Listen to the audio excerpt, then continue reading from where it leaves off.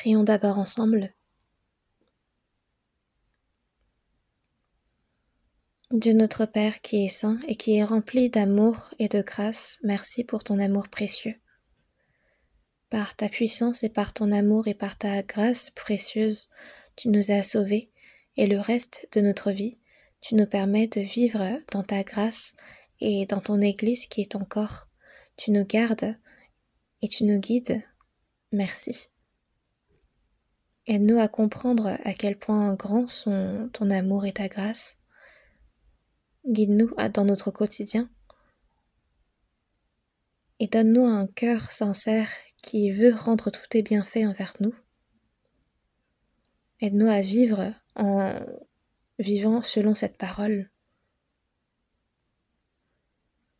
Le monde est de plus en plus trouble, il se perd de jour en jour.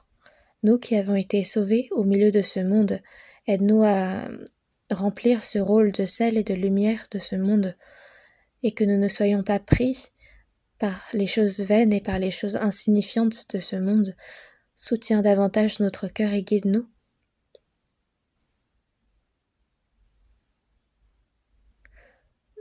Depuis vendredi dernier jusqu'à maintenant, le séminaire biblique, la première tournée de la retraite d'été est en cours.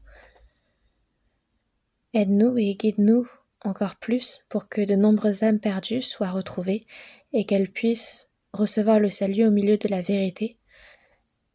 Œuvre toujours plus et guide-nous. La retraite d'été va continuer jusqu'au 7e séminaire biblique et jusqu'à ce 7e séminaire, Seigneur, sois toujours plus avec nous afin que ta gloire puisse se manifester encore plus et que ton évangile soit prêché encore plus loin. Que cette retraite d'été puisse se terminer dans ces conditions-là. Aide-nous, Seigneur, et guide-nous. Qu'à travers cette retraite d'été, de nombreuses âmes perdues puissent comprendre parfaitement ton évangile et ton amour. Que tous les chrétiens qui ont d'abord reçu le salut puissent se sacrifier encore plus, afin que ton œuvre puisse être encore plus visible, que nous puissions tous être remplis par ta grâce.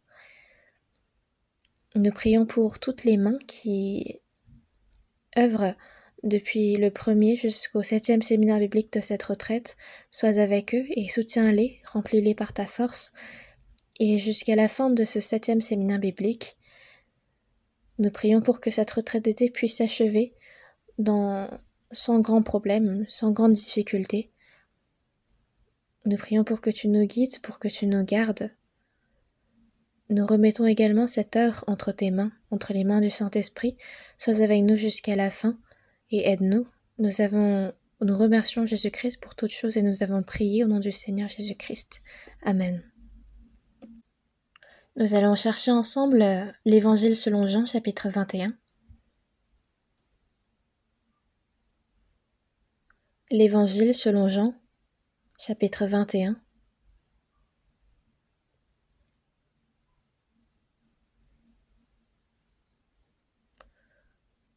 À partir du verset 15 jusqu'au verset 17, versets 15 à 17. Ces 3 versets, lisons-les ensemble. Après qu'ils eurent mangé, Jésus dit à Simon-Pierre : « Simon, fils de Jonas, m'aimes-tu plus que ne m'aiment ceux-ci ? » Il lui répondit : « Oui, Seigneur, tu sais que je t'aime. » Jésus lui dit : « Paie mes agneaux. » Il lui dit une seconde fois : « Simon, fils de Jonas, m'aimes-tu ? » Pierre lui répondit : « Oui, Seigneur, tu sais que je t'aime. » Jésus lui dit : « Paie mes brebis. » Il lui dit pour la 3e fois : « Simon, fils de Jonas, m'aimes-tu ? » Pierre fut attristé de ce qu'il lui avait dit pour la 3e fois : « M'aimes-tu ? » Et il lui répondit : « Seigneur, tu sais toutes choses, tu sais que je t'aime. » Jésus lui dit : « Paie mes brebis. » Ravi de vous voir. Il fait très chaud, n'est-ce pas ? Au centre de retraite, il fait un peu plus frais qu'à Séoul ici. Je ne connais pas la température exacte ici, Mais j'étais descendue au centre de retraite jeudi dernier et il fait environ 4 degrés plus frais qu'ici. Donc tous ceux qui ont chaud ici doivent impérativement aller au centre de retraite.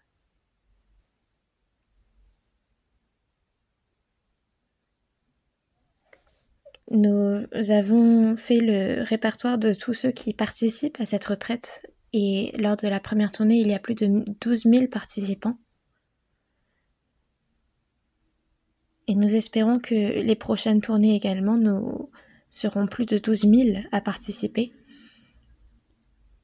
Ne pensez pas que l'église de Séoul doit participer que de la première à la 4e tournée, mais qu'il nous faut participer ensemble de la première à la 7e tournée, que même si nos corps ne peuvent être physiquement là-bas, que nos cœurs soient avec eux. En cette heure même, l'évangile est prêché lors de la retraite. Donc aujourd'hui encore, de nombreuses âmes vont avoir des entretiens, et à travers cet entretien, nous espérons qu'ils recevront le salut. Donc prions ensemble pour eux.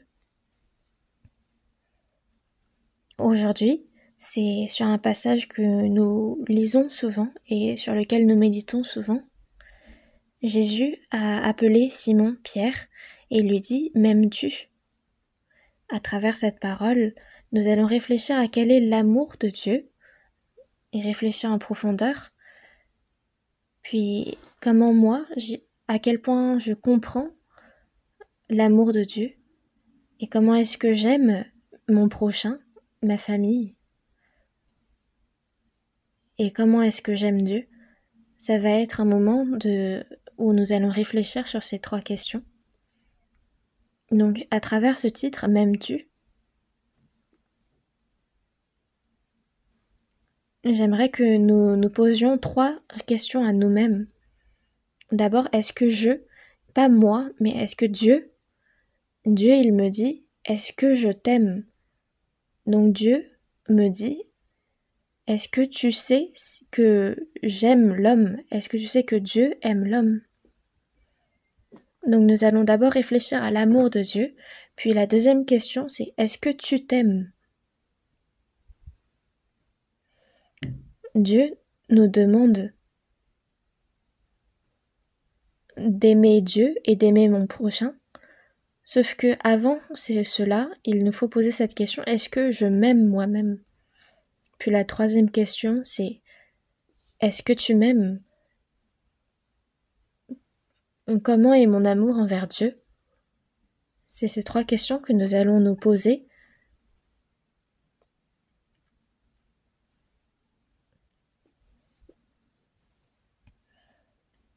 En premier lieu, Dieu, c'est tous les hommes de ce monde, qu'ils soient sauvés ou non, et il nous pose cette question. Est-ce que tu connais mon amour ? Mais en vérité, aucun homme, nul homme ne connaît l'amour de Dieu. Mais après notre salut, nous en venons à connaître l'amour de Dieu. Donc à nous qui sommes sauvés et aux hommes qui ne sont pas encore sauvés, Dieu pose cette question. Dans Psaume, chapitre 58, verset 3, « Les méchants sont pervertis dès le sein maternel, les menteurs s'égarent au sortir du ventre de leur mère. » Donc, aux hommes du monde entier, depuis Adam, puis de tous ceux qui sont nés à partir d'Adam, Dieu dit qu'il n'y a personne, il n'en est aucun qui fasse le bien, pas même un seul. Dieu, du point de vue de Dieu, quand il regarde l'humanité, il n'y a personne qui est juste et tous se dirigent en enfer. Nous-mêmes, quand nous sommes nés, nous ne connaissions pas Dieu. Mais parce que nous ne connaissions pas Dieu à notre naissance, l'homme, vis-à-vis de Dieu, ne reconnaît pas son existence. C'est pourquoi dans Psaume 10, verset 4, il dit « Le méchant dit avec arrogance, il ne punit pas, il n'y a point de Dieu. Voilà toutes ses pensées. »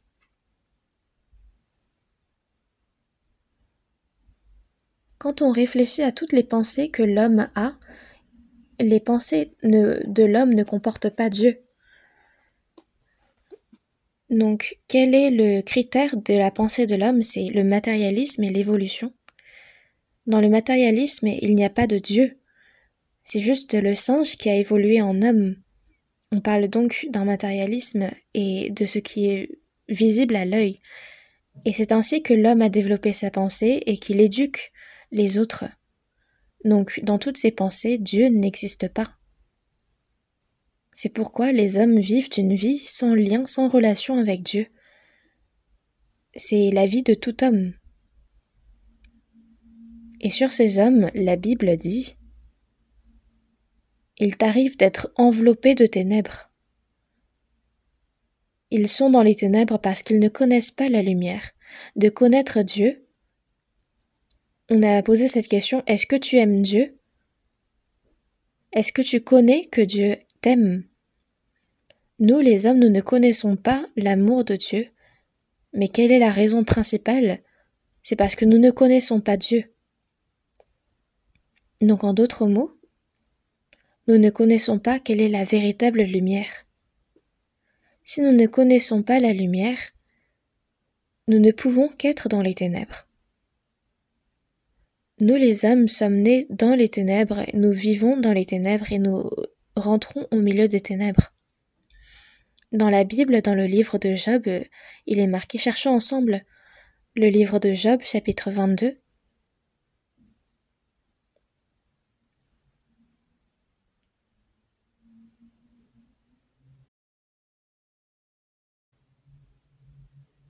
Job, chapitre 22, verset 11, il est dit,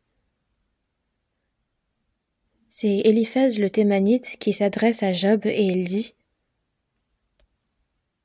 Job, chapitre 22, verset 11, lisons ensemble, « Il t'arrive d'être enveloppé de ténèbres et une eau débordée te couvre. »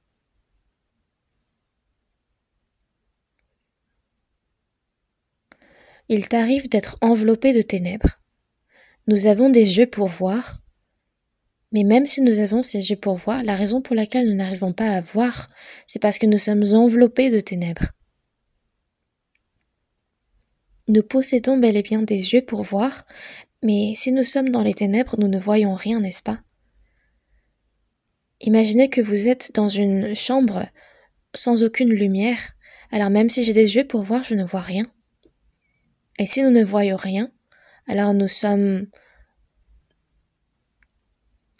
dans les ténèbres et nous ne voyons rien. Donc nous en venons à penser et à juger de notre manière. Donc il n'y a rien que nous connaissons avec certitude. Les choses que nous tâtons à l'aveugle, c'est ces choses-là seulement que nous connaissons, mais de manière vague. Mais il n'y a rien que nous connaissons de façon certaine. Pourquoi? Parce que il t'arrive d'être enveloppé de ténèbres. Il est marqué dans 1 Jean chapitre 2 verset 11, « Mais celui qui est son frère est dans les ténèbres, il marche dans les ténèbres et il ne sait où il va, parce que les ténèbres ont aveuglé ses yeux. » Les ténèbres aveuglent nos yeux. Donc, ce qui fait que nous ne voyons pas, c'est les ténèbres. Réfléchissez un instant. Nous, quand on parle de la lumière, on pense juste à la lumière du soleil. Donc, si le soleil disparaît, quand il n'y a plus la lumière artificielle créée par les hommes, il ne reste plus que l'obscurité et les ténèbres. Mais le matin, à l'aube, quand le soleil se lève, on pense immédiatement à la lumière du soleil quand on pense à la lumière. Mais quand on lit la Bible, par moments, on en vient à comprendre que la lumière ne se résume pas à la lumière du soleil. Dans Jacques chapitre 1 verset 17, « Toute grâce excellente et tout don parfait descendent d'en haut du Père des Lumières. » Il y a cette expression qui dit du Père des Lumières. Donc il y a la lumière et il y a le Père des Lumières. Donc, pour résumer, il y a le soleil, la lune et les étoiles. Il y a aussi la lumière artificielle créée par l'homme. Mais au milieu de toutes ces lumières, il y a un Père. Il y a une origine à cette lumière. Donc, qu'est-ce que ça veut dire le Père des Lumières? C'est celui qui fait exister la lumière. Donc, c'est lui qui est à la source de la lumière. La mère, c'est celle qui élève. Et le Père, c'est celui qui fonde, qui crée. Donc le Père dans notre existence, c'est celui qui nous fait exister. Donc le père, c'est celui qui m'a enfanté, et la mère, c'est elle qui m'a élevé. Donc, au milieu de toutes les lumières, la lumière fondatrice, la lumière source, c'est le Père, Dieu. Dans Matthieu chapitre 4, verset 16, on parle d'un peuple assis dans les ténèbres qui a vu une grande lumière.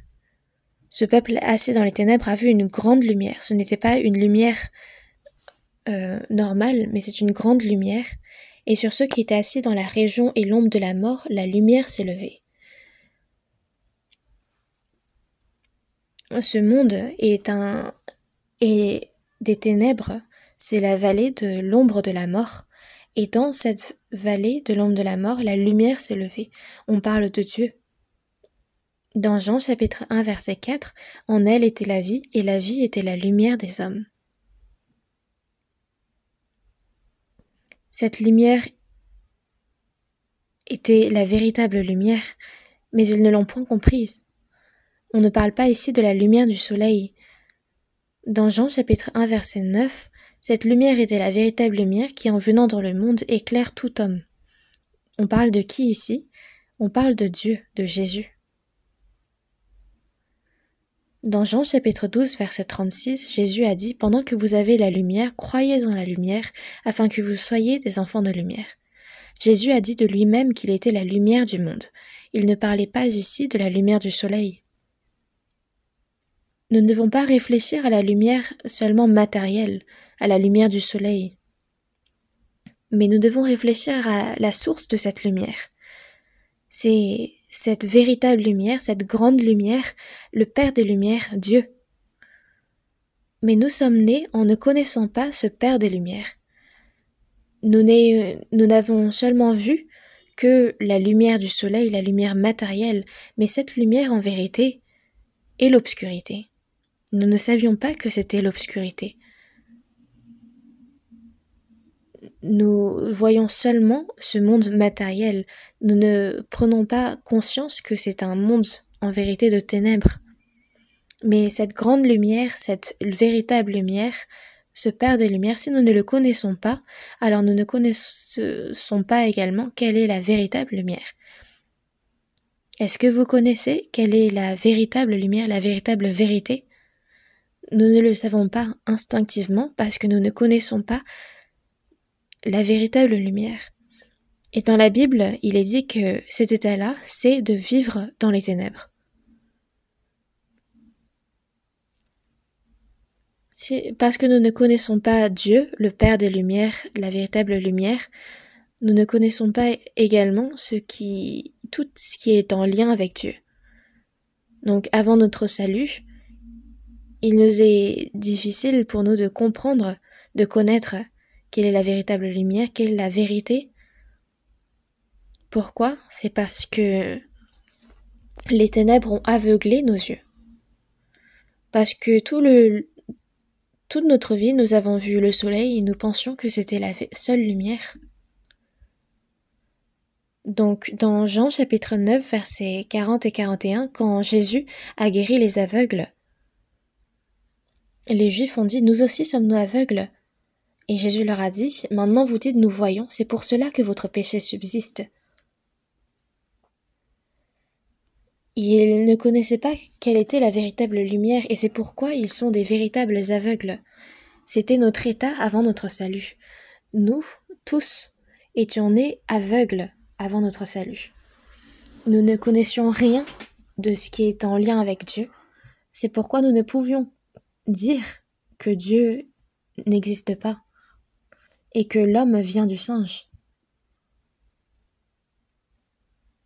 Et ils ont changé la gloire du Dieu incorruptible en image représentant l'homme corruptible, des oiseaux, des quadrupèdes et des reptiles. C'était notre état avant notre salut. Même encore aujourd'hui, de nombreuses personnes croient en cela. Donc si nous ne connaissons pas exactement l'amour de Dieu, alors nous ne pouvons rien faire. Pourquoi? Parce que nous serions dans l'obscurité et parce que nous sommes dans les ténèbres, nous ne vous verrons pas. Et si nous ne voyons pas, nous ne connaîtrions pas.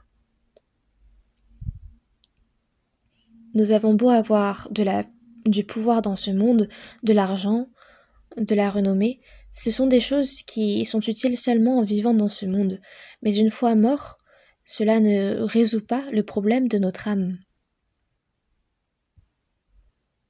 Et cette ignorance, cet aveuglement, c'est quand nous ne connaissons pas Dieu. Donc, quand nous sommes aveuglés, quand nous sommes dans les ténèbres, c'est notre état avant de connaître Dieu. Dans Job chapitre 8, verset 9, « Car nous sommes d'hier et nous ne savons rien, nos jours sur la terre ne sont qu'une ombre. » Nous ne savons rien de Dieu, nous ne savons rien du monde de la vie éternelle. Donc, premièrement, c'était les ténèbres qui ont aveuglé nos yeux, et deuxièmement, c'est dans Job chapitre 23, verset 17, c'est la réponse de Job.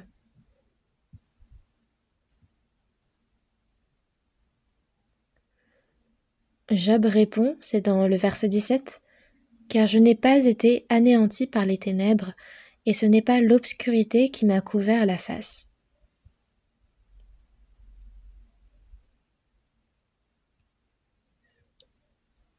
C'est quand Job il répond,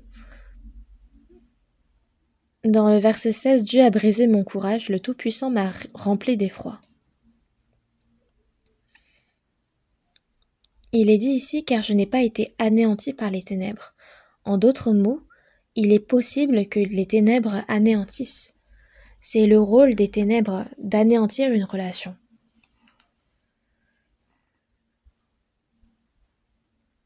Imaginez que je tiens la main de quelqu'un que je pense être mon protecteur, mais c'est dans l'obscurité que je marche. Mais plus je marche et plus je me pose cette question, cette personne dont je tiens la main, sera-t-elle capable réellement de me protéger? Donc les ténèbres, plus longtemps on est dans les ténèbres et plus on en vient à douter. Est-ce que la main qui me tient réellement est la main de mes parents, de ceux qui m'aiment, ou alors c'est la main de quelqu'un et je me suis trompée? Donc les ténèbres, ça me fait douter. Pourquoi? Parce que dans les ténèbres, on ne peut pas voir. Donc les ténèbres anéantissent les liens. C'est par le doute, parce qu'il n'y a rien que nous pouvons voir. Donc on a Dieu qui est le Père des Lumières, la vérité, l'amour. Parce que nous ne connaissons pas ce Dieu-là, nous ne connaissons pas son amour, sa vérité, sa grâce, et toutes ces choses sont brisées. C'est l'état de notre vie avant le salut. Parce que nous ne connaissions pas Dieu, tous les liens que nous avons avec la vérité, l'amour de Dieu, sa grâce, sont anéantis. Au lieu de l'amour de Dieu, au lieu de la grâce et de la vérité, il y a le mensonge, le doute, la peur. Ce monde est rempli de mensonges. Nous disons annoncer la vérité dans ce monde, mais réfléchissez à combien de mensonges on profère.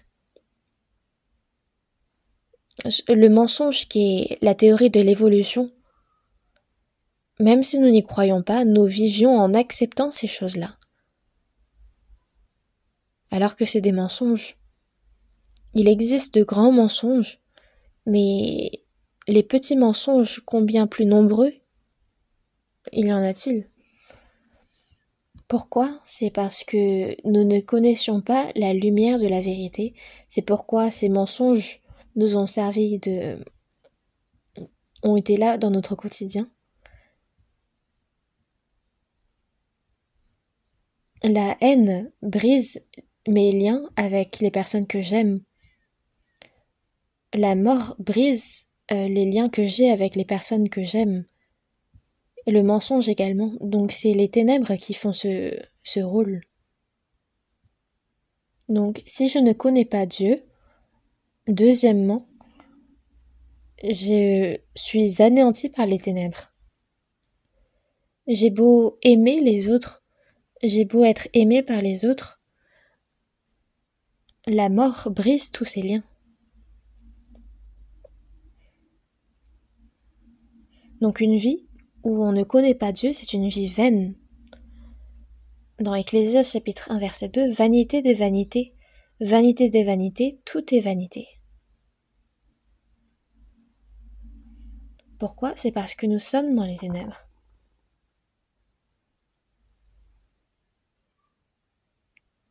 Donc si au contraire nous pouvons connaître Dieu et son amour, que devenons-nous?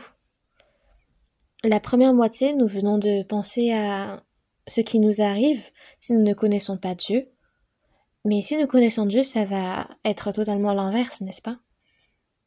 Si nous connaissons l'amour de Dieu, alors nous pourrions voir des choses que nous ne pouvions pas voir. C'est dans Jean chapitre 9 verset 25 qu'il y avait un aveugle né, aveugle de naissance. Et cet aveugle a été guéri par Dieu, par Jésus. Quand il a ouvert ses yeux, dans Jean chapitre 9 verset 25, il dit, c'est une parole assez surprenante, les pharisiens disaient de Jésus que c'était un pécheur, mais l'aveugle a répondu, je ne sais si c'est un pécheur, mais je sais une chose, c'est que j'étais aveugle et que maintenant je vois. N'est-ce pas?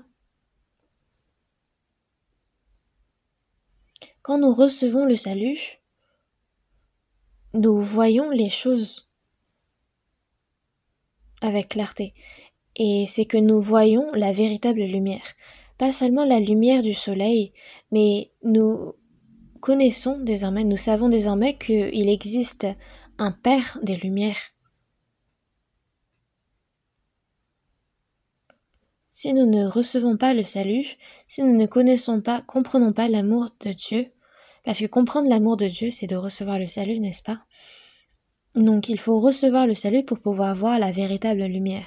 Mais si nous ne recevons pas le salut, alors même si nos yeux sont ouverts, on ne voit pas. On ne voit pas le monde éternel. On ne voit pas la croix, on ne voit pas la Bible. Avant notre salut, on a beau lire la Bible, on ne comprend pas. J'ai beau lire en coréen, en français, on ne comprend pas. Pourquoi? C'est parce que je suis aveugle. Donc il faut recevoir le salut pour comprendre que j'étais aveugle et que maintenant je vois. Parce que la véritable lumière est entrée, j'arrive à voir la croix, Jésus, à voir Dieu et à voir le monde éternel qui nous attend après la mort. On en vient à aimer encore plus la croix, encore plus Jésus, et à avoir ce cœur sincère de rendre tous les bienfaits de Dieu envers moi. C'était des sentiments que je n'avais pas de base. Avant notre salut, on était comment? Dieu n'existe pas. Comment est-ce qu'on pourrait avoir des connaissances sur Dieu? On était des personnes qui vivaient de cette façon. Mais on a reçu le salut, la lumière est entrée dans notre cœur, et à ce moment-là, on arrive à voir Dieu. Dans Éphésiens chapitre 5 verset 8, « Autrefois vous étiez ténèbres, et maintenant vous êtes lumière dans le Seigneur. Marchez comme des enfants de lumière. » Avant notre salut, avant de recevoir la lumière, nous étions des personnes hors Christ. Dans Éphésiens chapitre 2 versets 12 et 13, « Vous étiez en ce temps-là, avant notre salut, sans étrangers aux alliances de la promesse de Dieu, sans Christ privé du droit de citer en Israël, sans espérance et sans Dieu dans le monde. » C'était notre état avant notre salut. Mais quand on reçoit le salut, on rentre en Christ et nous voyons la lumière de Christ. Nous voyons quelle est la véritable lumière. Puis quand nous comprenons véritablement l'amour de Dieu, c'est notre relation avec Dieu qui est rétablie. Avant notre salut, quand nous étions dans les ténèbres, nous étions anéantis par les ténèbres. Et la relation principale qui était brisée, c'était la relation entre moi et Dieu. Dans la Bible, on qualifie cela de la mort de l'âme. C'est une personne qui est vouée à aller en enfer une fois morte. C'était notre état avant notre salut. Mais si nous recevons l'évangile de Dieu, notre relation avec Dieu est rétablie. Qu'est-ce que cela signifie? C'est que mon âme qui était morte revient à la vie. Ce n'est pas que je n'avais pas d'âme et d'esprit, et que cette âme et l'esprit sont entrés en moi, mais c'est que mon âme et mon esprit existent. C'est cette âme et cet esprit qui sont créés à l'image de Dieu.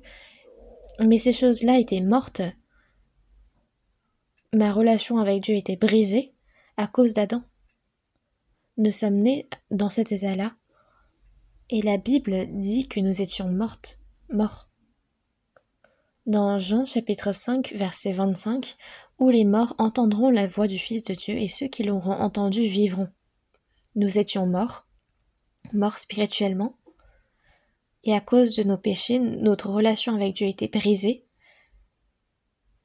Mais quand nous avons entendu que Jésus a pardonné tous nos péchés sur la croix, non avec le sang des boucs et des veaux, mais avec son sang, ayant accompli une rédemption éternelle, en croyant en cela, notre relation spirituelle avec Dieu a été rétablie.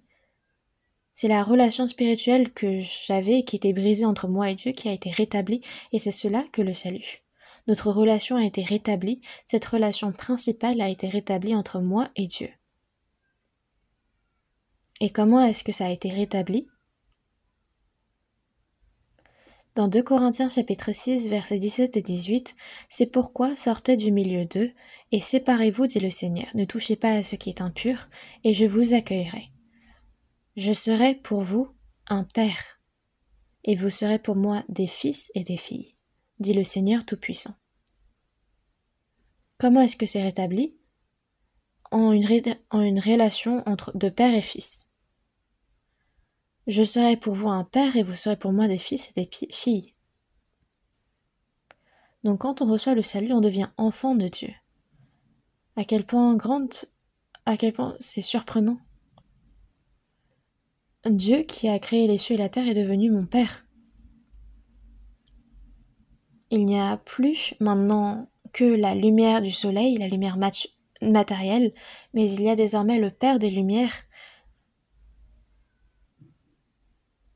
C'est lui qui est notre Père. Donc après notre salut, nous connaissons désormais le fait que Dieu est notre Père. Donc comment est-ce que notre relation est rétablie?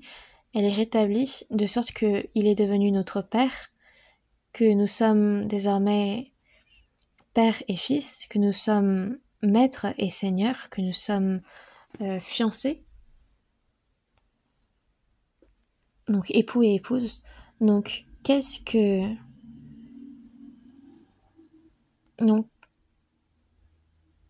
nous devons prendre conscience de cette nouvelle relation qui s'est établie entre moi et Dieu. Dieu est devenu mon époux, il est devenu mon maître, il est devenu mon père, et ces choses-là, nous devons en prendre conscience. Mais parfois, nous oublions le fait que Dieu est notre Seigneur. Dans Actes chapitre 2, verset 36, « Que toute la maison d'Israël sache donc avec certitude que Dieu a fait Seigneur et Christ, ce Jésus que vous avez crucifié. » Dieu, c'est pour moi qu'il a envoyé Jésus, qui a été crucifié, et ce Jésus-là, il l'a fait Seigneur et Christ. Est-ce que nous vivons réellement en prenant en compte cette relation de Seigneur-serviteur? En vérité, c'est assez difficile. Dans Jean chapitre 19, Jésus nous appelle amis. C'est pourquoi nous considérons Jésus comme notre ami, mais il y a une condition à cela, c'est quand nous respectons son ordonnance. Mais nous, c'est trop souvent que nous considérons Jésus comme notre ami, sans même respecter son commandement. Nous ne connaissons pas précisément les circonstances du rétablissement de cette relation. Quand nous comprenons l'amour de Dieu, notre relation avec Dieu est rétablie, et la relation que nous avons avec les hommes est rétablie également. Avant notre salut, on était incapable de pardonner notre prochain. Mais une fois sauvés, quand on apprend la parole de Dieu, on prend conscience d'à quel point nous étions arrogants et stupides. Nous étions vraiment insensés à ne pas pouvoir pardonner. Mais maintenant, même les personnes que nous considérons impardonnables, nous avons désormais la force de pouvoir les pardonner. C'est aussi le rétablissement de notre relation.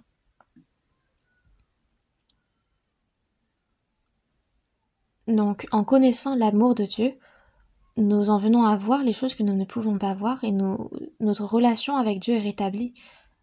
Nous prenons conscience de quel est le véritable bonheur. Avant notre salut, nous cherchons quel était le bonheur.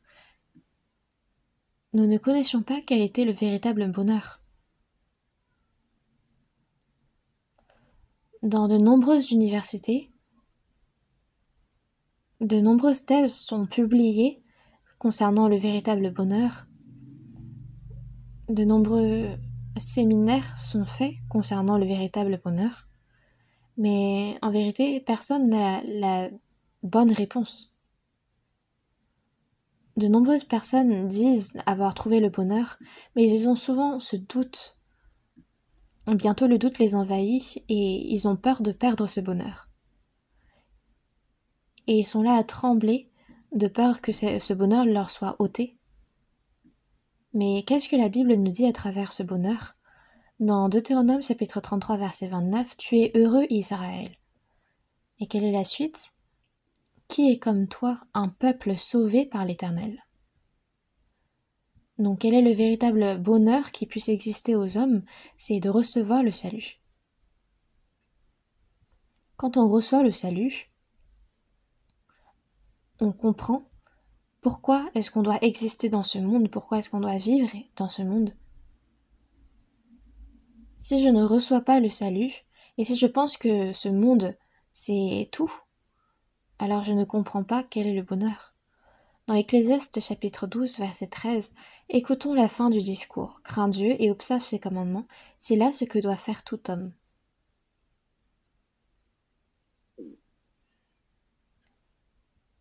Une vie où nous observons les commandements de Dieu, c'est là ce que doit faire tout homme, et c'est quand nous faisons ces choses-là que l'homme est heureux.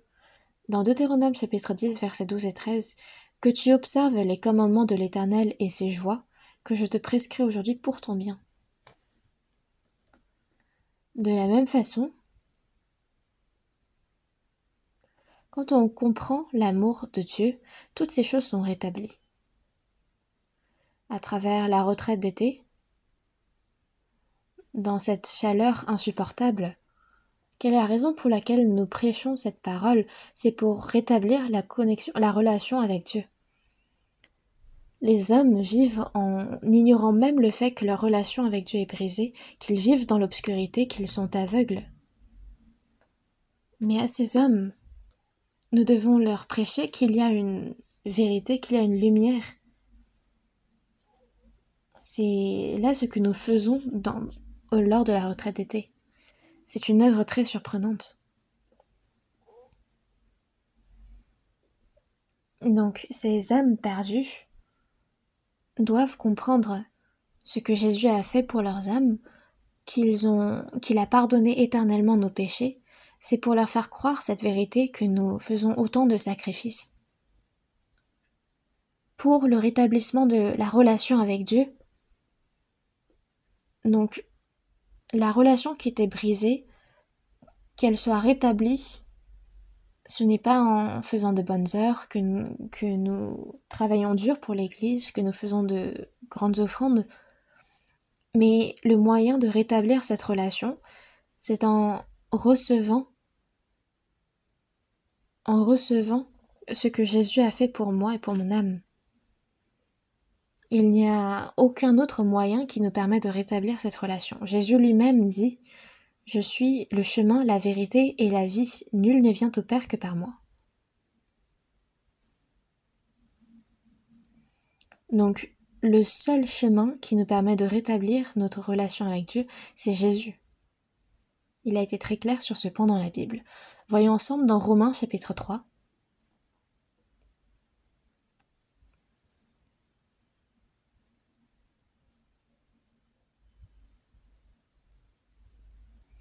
Romains chapitre 3, verset 23, je vais lire. Romains chapitre 3, verset 23. Car tous ont péché et sont privés de la gloire de Dieu. C'est notre état à notre naissance. Nous sommes nés en ne connaissant pas Dieu. Mais il y a un moyen pour nous de devenir enfants de Dieu.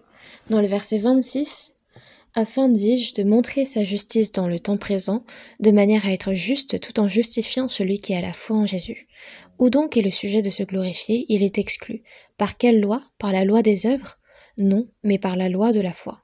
Car nous pensons que l'homme est justifié par la foi sans les œuvres de la loi. Donc l'homme rétablit sa relation avec Dieu, mais pas par les œuvres, pas par les bonnes œuvres, mais c'est par la foi, sans les œuvres de la loi. Il n'y a aucun autre chemin. Lors de la retraite d'été, lors de nombreux entretiens, il y a certaines âmes qui reçoivent le salut très facilement, d'autres à qui on explique encore et encore, mais qui ne reçoivent toujours pas. Pourquoi? C'est parce que ces personnes n'arrivent pas à comprendre et à recevoir que c'est par la foi qu'on va au paradis. Ils se disent, mais comment est-ce possible de recevoir le salut seulement par la foi? Je dois quand même vivre bien, je dois faire de nombreux sacrifices pour l'Église. Et alors, je peux recevoir le salut. Comment est-ce possible d'aller au royaume des cieux avec la foi seulement? Ils refusent ce fait et c'est pourquoi ils n'arrivent pas à croire. Ils croient au fait que Jésus a pardonné éternellement nos péchés, mais ils ressentent également le besoin de vivre justement leur vie pour conserver ce salut. La raison principale que les hommes n'arrivent pas à recevoir le salut, c'est parce qu'ils mettent en avant leurs œuvres. Or, dans la Bible, il est dit « par la foi », et mon juste vivra par la foi. Jésus, après être mort sur la croix et avoir ressuscité, la parole qu'il a dite le plus souvent, c'est « croyez ».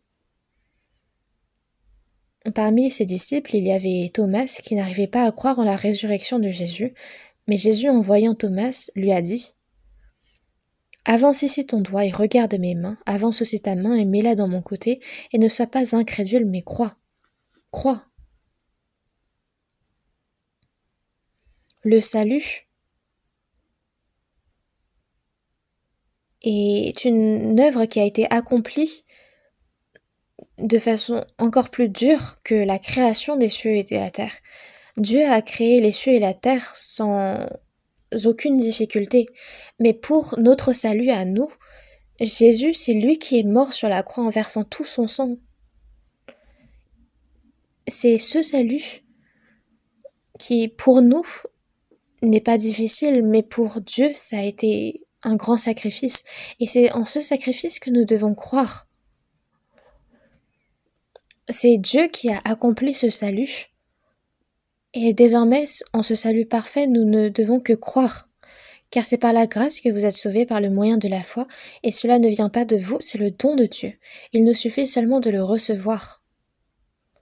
Donc, du point de vue de Dieu, le salut était encore plus difficile à réaliser que la création des cieux et de la terre. Mais pour nous, c'est vraiment facile. Pourquoi nous n'avons rien à faire que de croire? Est-ce que pour recevoir un cadeau, c'est difficile? Quelqu'un qui pense que recevoir un cadeau, c'est difficile, c'est quelqu'un qui n'a pas compris le concept du cadeau.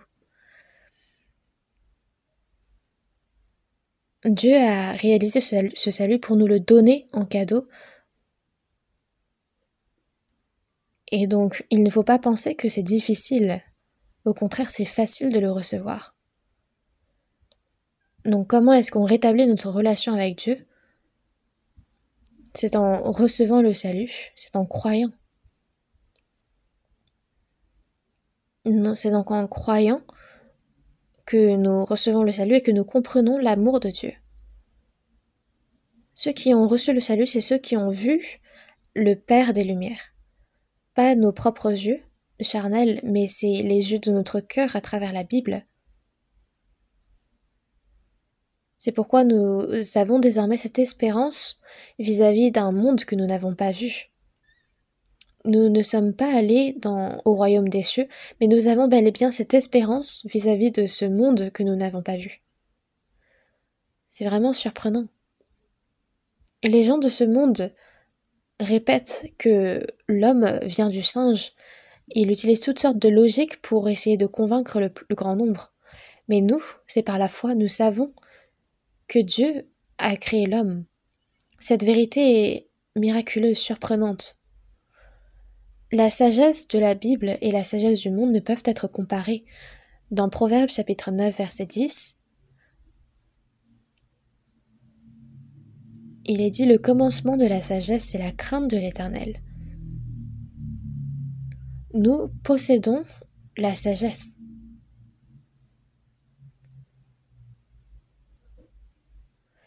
Et le seul chemin qui nous a permis d'être transformés, c'est par la foi en Jésus-Christ. Nous avons compris l'amour de Dieu et nous connaissons son amour. Est-ce que je m'aime? C'est la deuxième question. Est-ce que vous vous aimez vous-même? J'aimerais que vous réfléchissiez profondément à cette question. Ne faites pas qu'écouter ce sermon, mais réfléchissez à cette question. Pourquoi est-ce que c'est important? C'est parce que dans 1 Jean chapitre 4 verset 20, si quelqu'un dit « j'aime Dieu » et qu'il haïsse son frère, c'est un menteur. Vous ne croyez pas? Cherchons ensemble alors. C'est dans 1 Jean chapitre 4 verset 20.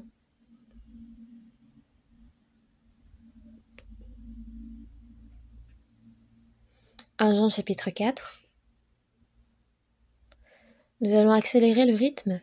1 Jean chapitre 4 verset 20, je vais lire. « Si quelqu'un dit « j'aime Dieu » et qu'il haïsse son frère, c'est un menteur. Car celui qui n'aime pas son frère qu'il voit, comment peut-il aimer Dieu qu'il ne voit pas ?»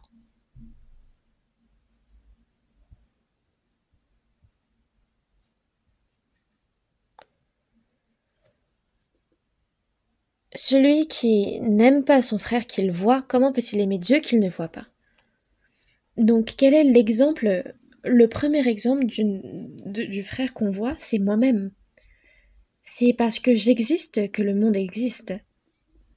Donc, en quelque sorte, je suis au centre du monde. Si je n'existe pas, alors le monde n'existe pas pour moi. Mais alors, si je n'arrive pas à m'aimer moi-même, et que j'essaye d'aimer les frères et sœurs, d'aimer mes parents, d'aimer mes amis, Dieu dit, c'est un mensonge. Parce que l'amour commence par l'amour de soi-même. Si je n'arrive pas à m'aimer moi-même, si je n'arrive pas à m'aimer, si je ne m'aime pas, alors qu'est-ce que je deviens? J'en viens à me lamenter, à me plaindre, à me comparer aux autres, à me blâmer, à ne pas être reconnaissant. Ces choses-là, ça arrive parce que je n'arrive pas à m'aimer moi-même. Et quel est l'exemple le plus représentatif quand on ne s'aime pas? C'est qu'on en vient à se comparer avec les autres.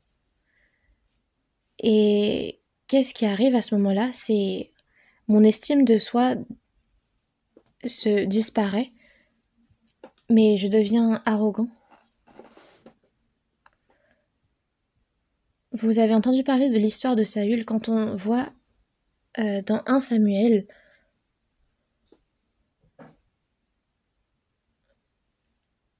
Goliath crie aux Hébreux et leur dit: si vous arrivez à me vaincre, alors je deviendrai vos serviteurs, mais si vous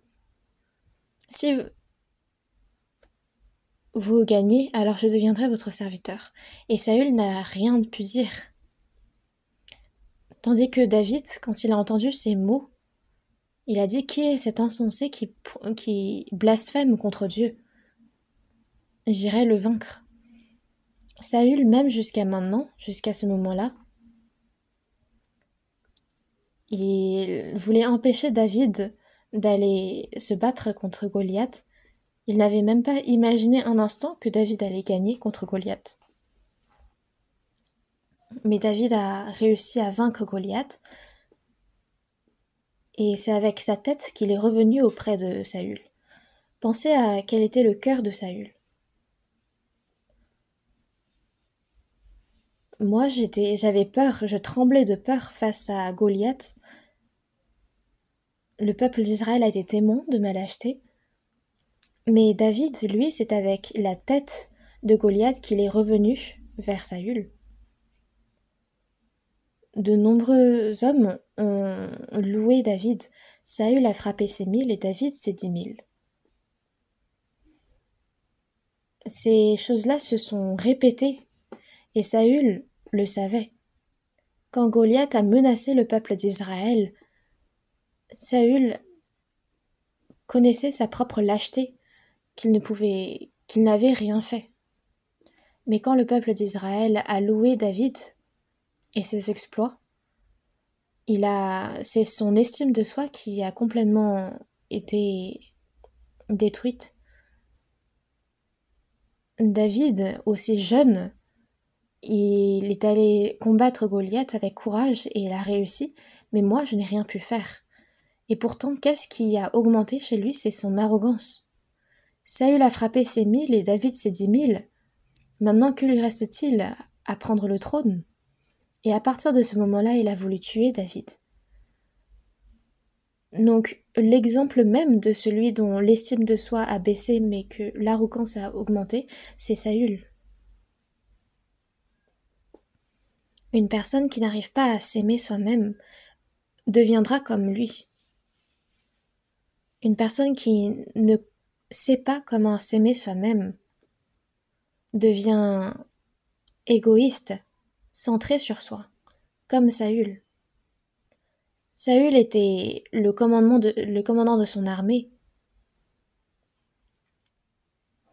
Et si David a réussi à tuer Goliath, il aurait dû le complimenter, le garder à ses côtés, l'honorer pour l'avoir dans son armée, mais ce n'était pas ce que Saül a fait. Jusqu'à sa mort, il a pourchassé David.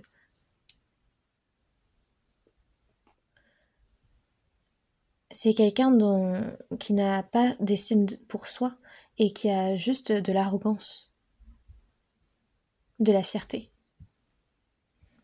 Parmi les Juifs et parmi les juges, il y avait Gédéon. Gédéon, après avoir remporté une victoire, il avait formé une famille et il avait 70 enfants.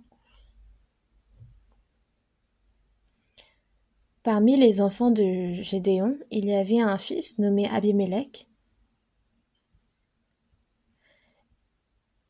Et Abimélec a fait tuer tous ses frères.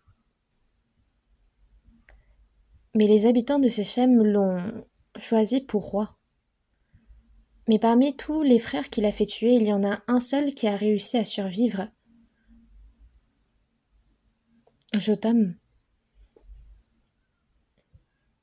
Le peuple d'Israël, en rentrant dans la terre de Canaan, a reçu la promesse de la bénédiction sur le mont Garizim et la malédiction s'il y a désobéissé sur le mont Ébal. Et dans Juge chapitre 9, versets 8 et 9, on utilise une comparaison et ils font référence à Abimélec qui a tué tous ses frères. Dans Juge chapitre 9, verset 8, les arbres se mirent en campagne pour oindre un roi qui régna sur eux. Et ils dirent à l'olivier, règne sur nous. Mais l'olivier leur répondit, renoncerai-je à mon huile qui sert à honorer Dieu et les hommes pour aller planer au-dessus des arbres? L'olivier, le figuier, la vigne ont tous répondu, renoncerai-je à mon service envers Dieu et les hommes pour aller planer au-dessus des arbres. C'est quoi ça? C'est l'estime de soi. Je suis quel type d'arbre pour que j'abandonne tout ce que je peux faire pour Dieu pour aller planer au-dessus des autres? Ça, c'est d'avoir une estime de soi. Mais comment est le buisson d'épines? Il n'avait rien qui puisse plaire à Dieu, aux hommes. C'est pourquoi qu'est-ce que le buisson d'épines dit? Au verset 14, tous les arbres dirent au buisson d'épines, viens, toi règne sur nous. Et le buisson d'épines répondit aux arbres, si c'est avec sincérité que vous voulez oindre un roi pour régner sur vous, venez, réfugiez-vous sous mon ombre, sinon qu'un feu sorte du buisson d'épines et dévore les cèdres du Liban. Maintenant donc, si vous avez agi avec vérité et intégrité en établissant Abimélec pour roi, si vous avez eu égard à Jérubaal et à sa maison, si vous lui avez témoigné selon les services qu'il a rendus. Les habitants de Séchem ont pris Abimélec pour roi, mais est-ce que c'était avec sincérité, avec intégrité qu'ils ont établi Abimélec pour roi? Parce que lui, il compte vous tuer tous.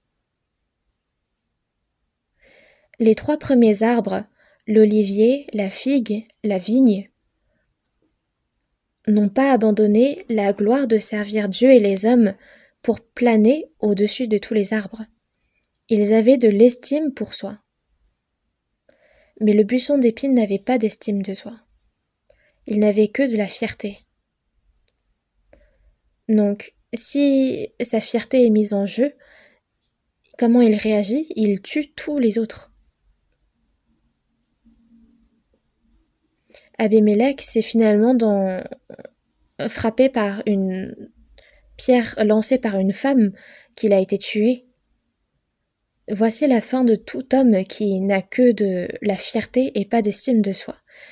Un autre exemple, c'est lorsque Esther était reine, Mardochée ne s'est pas prosterné devant Aman, mais Aman, lui, n'avait pas d'estime de soi, il n'avait que de la fierté. Il s'est dit, Mardochée, c'est qui pour ne pas se prosterner devant moi? Je vais tuer tout ton peuple. Mais qu'est-il devenu finalement?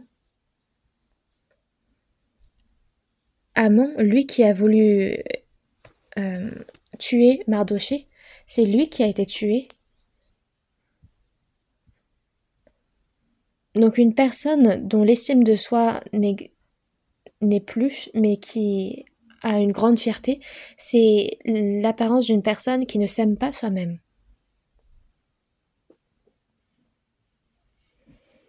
Et qui est une personne qui s'aime soi-même?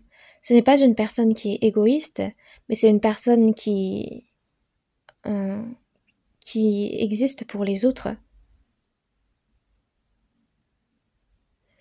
Et quel est l'exemple le plus représentatif? C'est Jésus. Jésus, c'est pour le pardon des autres, des hommes, qu'il a prié, non pas pour lui, mais pour les autres sur la croix. Dieu pardonne-leur, car ils ne savent ce qu'ils font. Comment est-ce qu'il était capable de pardonner les autres qui les ont crucifiés sur la croix? Comment est-ce qu'il a réussi à laver les pieds de Judas qui allait le vendre?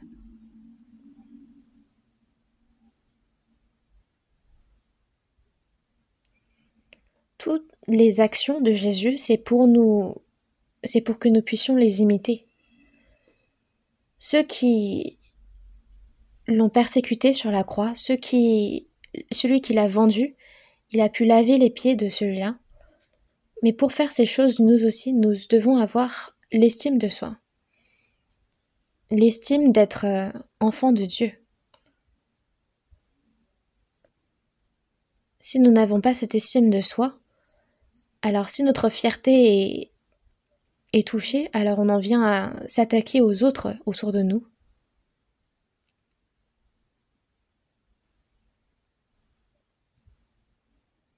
C'est pourquoi Dieu, avant même d'aimer Dieu, il nous demande de nous aimer nous-mêmes. Dans Éphésiens chapitre 5 verset 28, il y a une parole qu'il adresse au mari, « Celui qui aime sa femme s'aime lui-même ». C'est une parole vraiment importante. Quand tu aimes ta femme, quand tu aimes ton mari, c'est à ce moment-là que tu t'aimeras toi-même. C'est ces personnes-là qui réussiront à aimer Dieu sans mensonge, n'est-ce pas?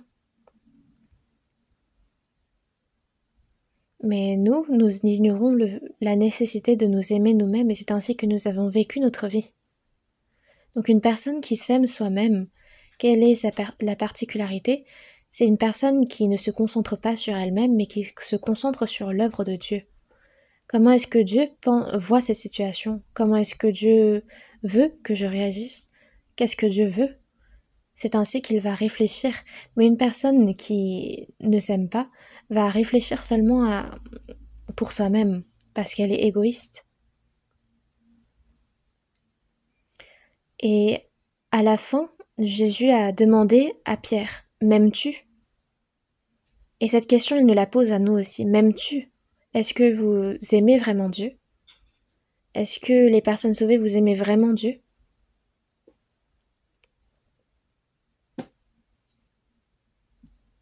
Nous, les personnes sauvées, nous croyons vraiment en Dieu, n'est-ce pas? Il n'y a aucun chrétien sauvé qui ne croit pas en Dieu. Une personne qui s'avance, il faut que celui qui s'approche de Dieu croit que Dieu existe et qu'il est le rémunérateur de ceux qui le cherchent. Donc une personne sauvée croit en Dieu, croit en ce que Dieu a envoyé son Fils unique Jésus sur la terre et qu'il a pardonné tous nos péchés. Il a véritablement cette foi. Mais, concernant d'aimer Dieu, c'est un autre problème. Quand on regarde dans Luc chapitre 7 verset 38,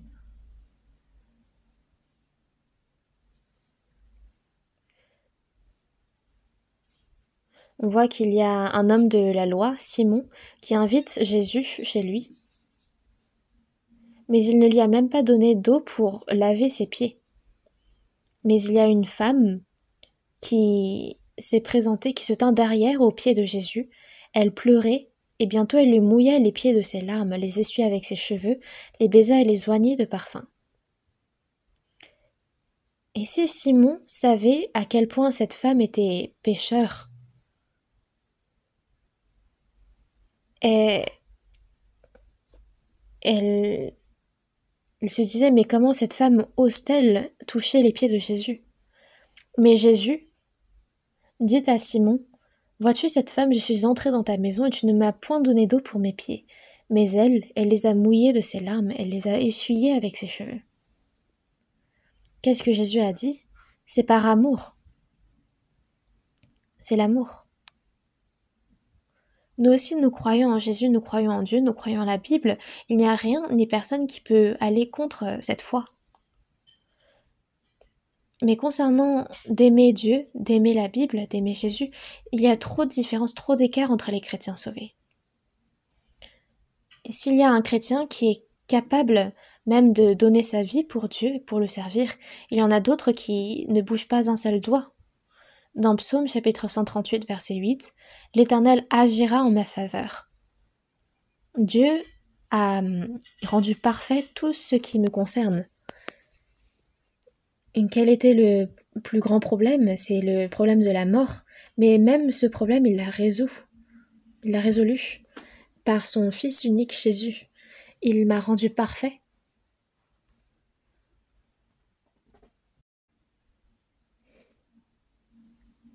Mais une personne qui dit croire en Jésus, en Dieu, mais qui n'aime pas avec sincérité Dieu, alors ne se donnera pas tout entier à son service. Il ne se sacrifiera pas tout entier pour la retraite d'été. Ce n'est pas une bonne attitude. Il y a plein de choses que nous devons faire en lien avec Dieu. Parce que toute notre vie, aux chrétiens, est en lien avec Dieu. Pourquoi? C'est parce que Jésus, après avoir ressuscité, il a dit à ses disciples, « La paix soit avec vous. Comme le Père m'a envoyé, moi aussi je vous envoie. » Dieu nous a envoyés.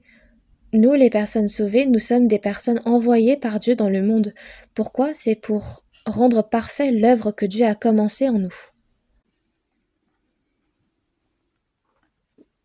Mais Au lieu même de rendre parfait son œuvre, si nous n'avons même pas d'intérêt pour l'œuvre de Dieu, alors on doit se poser cette question, est-ce qu'on aime vraiment Dieu? Si nous croyons en Dieu et que nous ne l'aimons pas, c'est possible. Voyons cet exemple.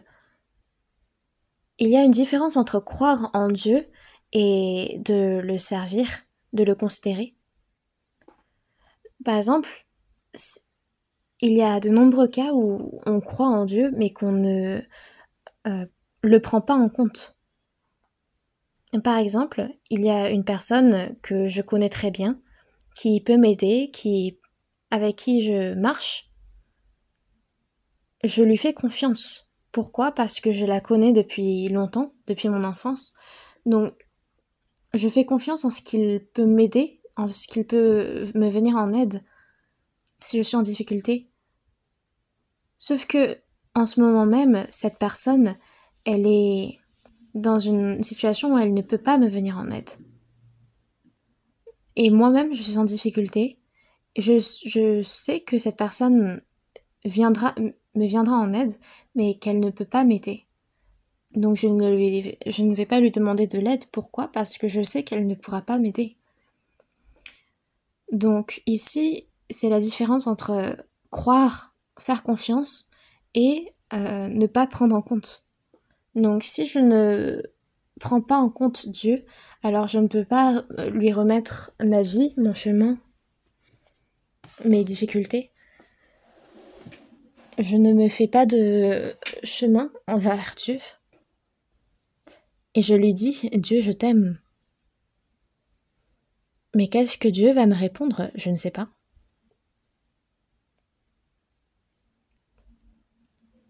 Il se peut que nous croyions de cette façon.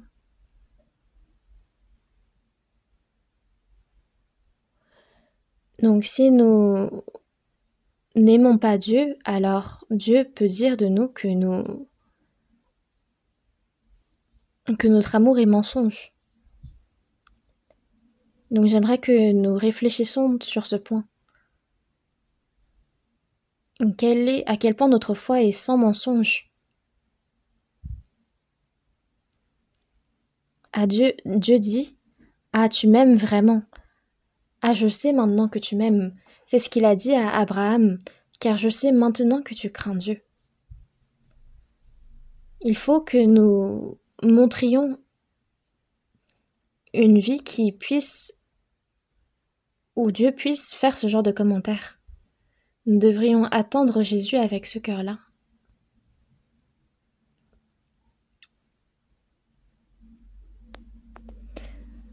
Finissons avec ce verset, c'est dans 2 Samuel chapitre 9. 2 Samuel chapitre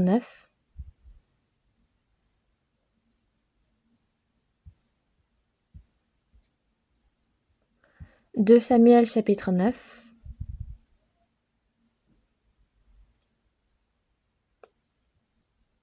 De Samuel chapitre 9. C'est une parole qui concerne Méphibosheth. Méphibosheth, c'est le petit-fils du roi Saül. On a le roi Saül, puis Jonathan, puis Méphibosheth. Et quand le roi Saül et Jonathan sont morts, la nourrice de Méphibosheth avait fait tomber Méphibosheth quand il était enfant, c'était quand il avait 5 ans. Donc Méphibosheth se souvient de quand il ne boitait pas, quand son grand-père était encore roi.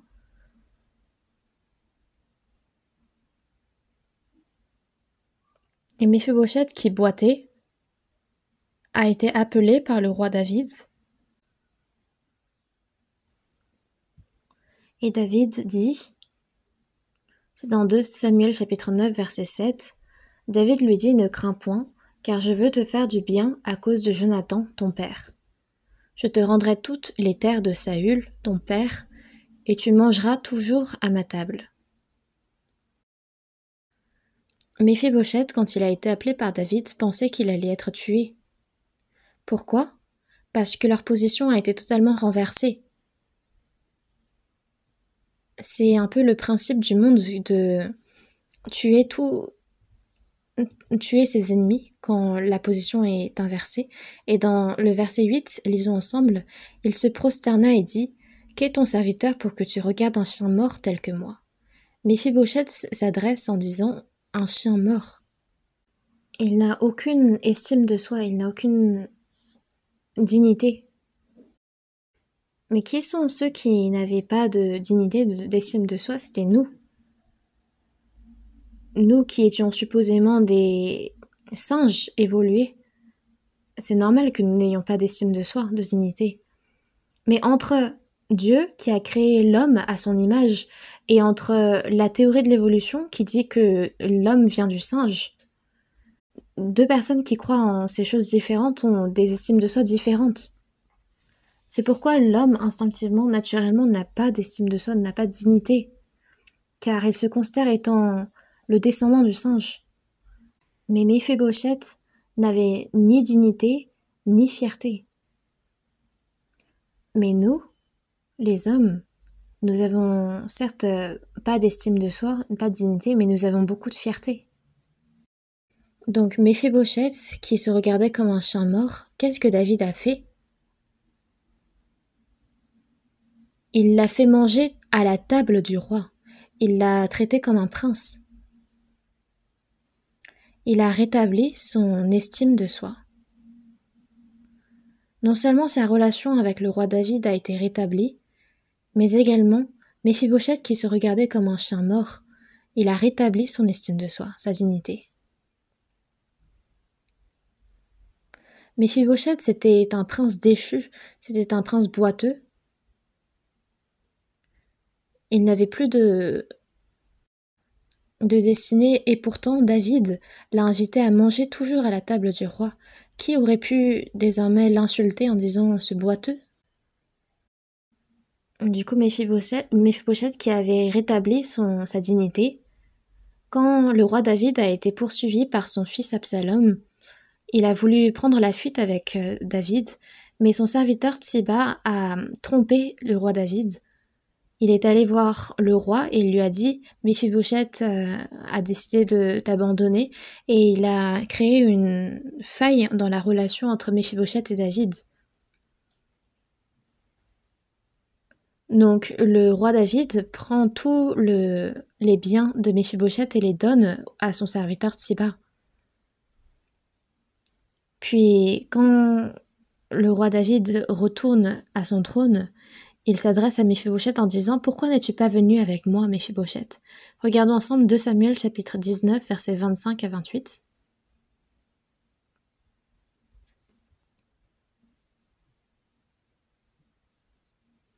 Chapitre 19, verset 25.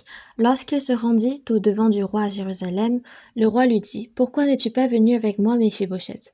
Et il répondit, « Ô roi, mon seigneur, mon serviteur m'a trompé, car ton serviteur qui est boiteux avait dit, je ferai seller mon âne, je le monterai, et j'irai avec le roi. Et il a calomnié ton serviteur auprès de mon seigneur le roi, mais mon seigneur le roi est comme un ange de Dieu, fais ce qui te semblera bon. Car tous ceux de la maison de mon père n'ont été que des gens dignes de mort devant le roi mon seigneur. Et cependant, tu as mis ton serviteur au nombre de ceux qui mangent à ta table. Quel droit puis-je encore avoir? Et qu'ai-je à demander au roi? »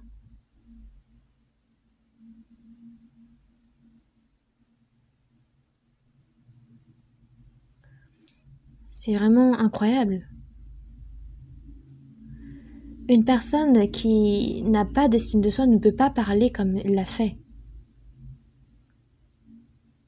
Imaginez que moi, en lisant ces mots, j'essaye de me refléter, moi dans la personne de Méphibosheth. Si je n'étais pas Méphibosheth, j'aurais peut-être dit « Roi, tu m'as placé à ta table, tu t'es trompé, ton jugement est erroné. Est-ce que tu ne devrais pas examiner l'affaire plus attentivement pour ensuite me critiquer ainsi ? Tu ne m'as même pas demandé mon point de vue, tu as demandé seulement la perspective de mon serviteur et tu as décidé de faire tomber un jugement. Même en tant que roi, qui m'a fait du bien, tu t'es trompé. »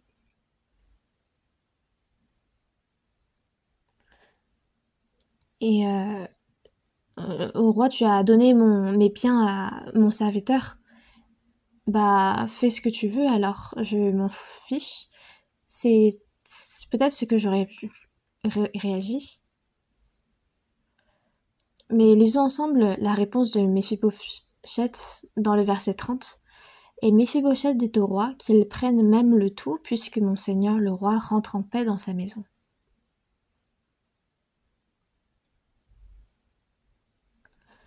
Qu'il prenne même le tout.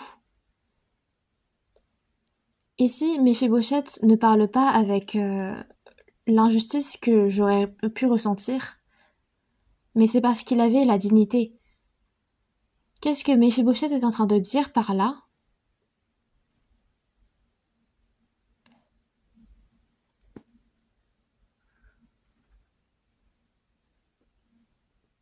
Roi, tu as rétabli ma dignité, et tant que tu es dans le confort, tant que tu rentres en paix dans ta maison, cela m'importe. C'est une personne qui a de la dignité, qui a de l'estime de soi, qui peut dire ces choses. Une personne qui n'en a pas pourrait parler comme je viens de le faire. À la personne qui a rétabli son estime de soi, qu'est-ce qu'elle dit? Il suffit que toi, juste toi le roi, sois en paix. C'est une personne qui aime véritablement le roi. C'est quelqu'un qui s'aime soi-même et qui a de l'estime de soi. N'est-ce pas?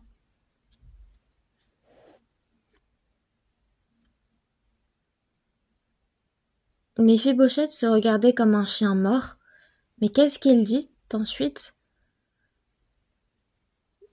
Puisque mon seigneur, tant que le roi, mon seigneur, rentre en paix dans sa maison, rien n'importe. Essayez de comparer ça avec votre vie. Est-ce que vous vivez vraiment avec dignité ou alors avec fierté? Quand vous vivez votre vie de foi dans l'église, quand votre fierté est blessée, vous créez de la dispute, vous êtes blessé facilement. Mais qui est la personne qui peut rétablir ma dignité? C'est Dieu. Qui est celui qui a décidé de me prendre comme son enfant? C'est Dieu. Donc tant que Dieu est en paix, même si moi je suis dans l'injustice, je peux le supporter. C'était le cœur de Méphibosheth. Tant que Dieu est en paix. Tant que Dieu est en paix, même ma chair peut être dans l'inconfort. Tant que Dieu est en paix, je ne pécherai pas. C'est le cœur d'une personne qui a de l'estime de soi, qui a de la dignité. Mais nous continuons de vivre dans notre péché. Et cela détruit la paix de Dieu. C'est un péché. Si je ne mets pas Dieu en paix et que je dis aimer Dieu, alors à quel point Dieu doit être dans la souffrance?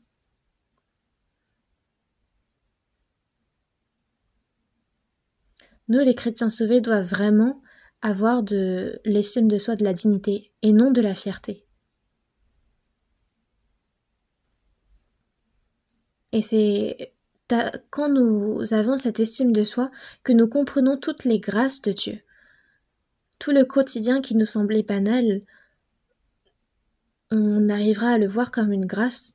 Pourquoi? Parce que on aura cette estime de soi. C'est ceux qui ont cette estime de soi qui peuvent s'aimer soi-même et qui peuvent aimer les autres. Donc, pour prendre conscience de ces choses, nous devons nous demander quelle vie nous menons après notre salut. Et j'aimerais que nous passions ce temps, que nous réfléchissions sur ce point. Prions ensemble. Dieu notre Père, merci pour ce temps précieux. Nous vivions en ne connaissions pas ton amour. Nous étions comme des aveugles, des chiens morts qui vivaient dans l'obscurité de ce monde. Et pourtant, nous qui étions comme des chiens morts, nous qui n'avions pas d'estime de soi, pas de dignité, tu nous as aimés, tu nous as appris pour être tes enfants, et tu nous as rétablis dans la lumière. Nous vivons ainsi dans ta lumière. Aide-nous à nous aimer en premier, à pouvoir aimer les autres dans notre entourage et à pouvoir vraiment aimer Dieu. Guide-nous pour cela. afin que, tant que toi tu es en paix, rien qu'avec cette parole, que nous puissions la soutenir et vivre notre vie conformément à cette parole. Accorde-nous ce temps pour méditer cette parole et pouvoir l'appliquer. La retraite d'été a commencé, du début jusqu'à la fin, jusqu'au 7e séminaire biblique. Sois avec nous, afin que cette retraite puisse s'achever sans grande difficulté, sans grand problème. Nous remercions Jésus pour toutes choses et nous avons prié au nom du Seigneur Jésus-Christ qui nous a aimés. Amen.